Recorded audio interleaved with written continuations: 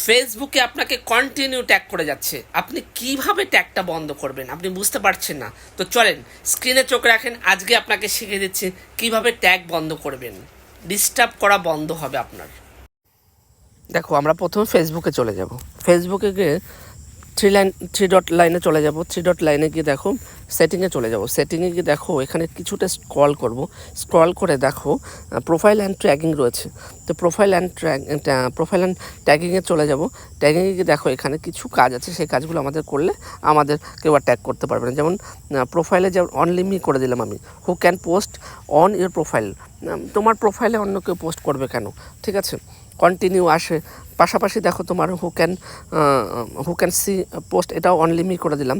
আর শেয়ারিংয়ের ব্যাপারটা কি, তোমার ভিডিও যে কেউ শেয়ার করতে পারবে, তোমার পোস্ট যে কেউ শেয়ার করতে পারবে, তাই আমি সেটা অন করে দিলাম, ঠিক আছে। এইবার ওটা অন করে দিলে তোমারই সুবিধা, তোমার পোস্টগুলো কেউ শেয়ার করতে পারবে, ঠিক আছে। আর let anyone mention you, এটা অফ করে রাখবো সবসময়ের জন্য।